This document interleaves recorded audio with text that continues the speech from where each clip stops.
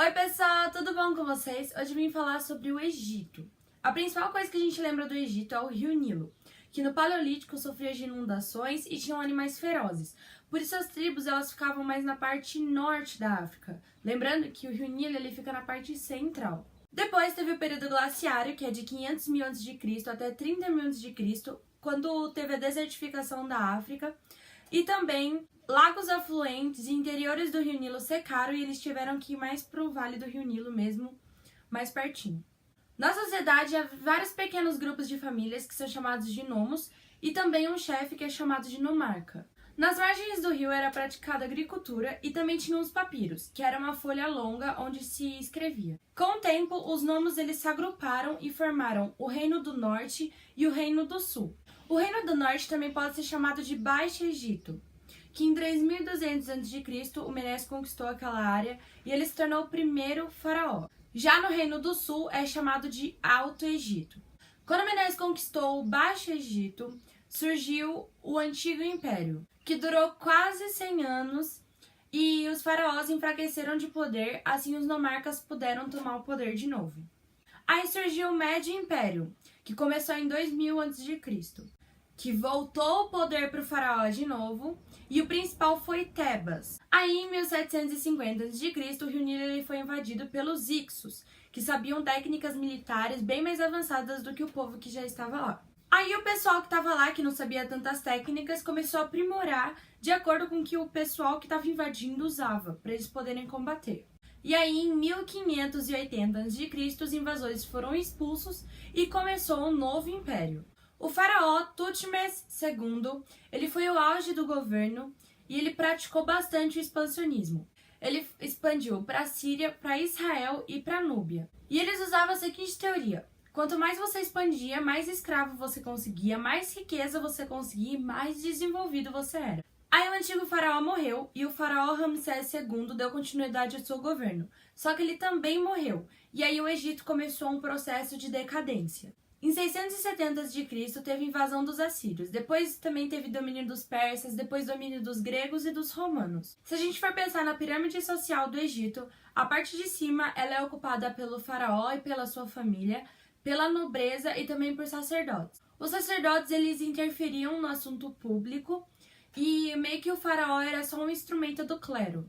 A nobreza tinha o controle de terras e também do trabalho dos camponeses. Na parte de cima também tinha os burocratas, que faziam cobrança de impostos. E também tinha os escribas. Os escribas tinham acesso à escrita egípcia e eles variavam de importância de acordo com sua intimidade com a nobreza e com o faraó. Já na parte de baixo, o que tem mais relevância são os camponeses. Depois tem os artesãos e depois de menos importância os escravos. Os escravos eles eram conseguidos de acordo com o expansionismo e eles eram bem tratados e dependiam do seu dono. Haviam as escolas públicas que formavam escribas que eram destinados a trabalhar na administração do Estado.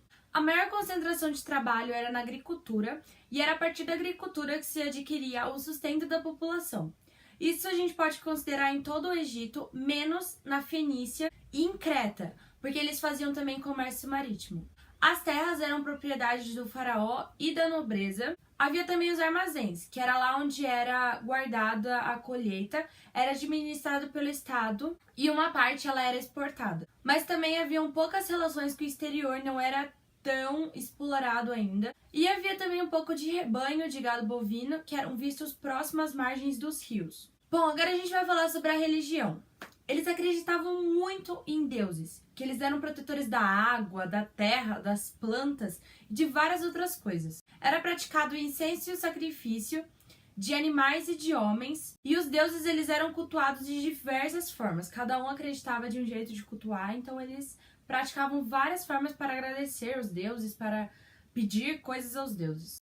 E foi a partir daí que surgiu a instituição religiosa, que era uma casta fechada somente de sacerdotes. Ela cresceu e ela começou a surgir em todos os cantos do Egito. O clero é uma posição muito privilegiada da sociedade e ela influenciava o governo e o povo. Todo o Egito é politeísta, acredita em vários deuses e divindades, e haviam cultos com gatos, crocodilos, e eles acreditavam que seus deuses eles eram antropomórficos. O que isso significa? Ele tem o corpo humano e a cabeça de animal. Algumas dessas divindades é o Hathor, ou Ator, eu não sei, que ele é uma vaca, o Anubis, que é um chacal, e o Horus, que é um falcão, e dizem que ele era protetor do faraó.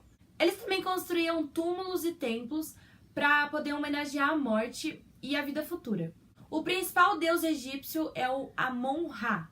Ele era a junção de duas divindades e ele era representado pelo sol. Eles tinham muita preocupação com a vida futura e por isso eles tinham muito cuidado com os mortos. Por isso eles faziam cerimônias fúnebres e eles acendiam incenso. E eles também realizavam oferendas de alimentos e várias coisas. E havia um julgamento após a morte. Quando a pessoa morria, o pessoal pegava o coração e colocava numa balança para julgar se a pessoa foi uma boa ou uma má pessoa. E aí eles acreditavam que os bons e os justos aconteceria uma reincorporação e eles iriam para o paraíso. Foi só em 1500 a.C. que surgiu lá um culto monoteísta, que era um culto a Atum. O faraó Amenófis IV ele era contra o monoteísmo. Por causa disso, ele expulsou o clero, ele distribuiu suas terras e fechou o templo.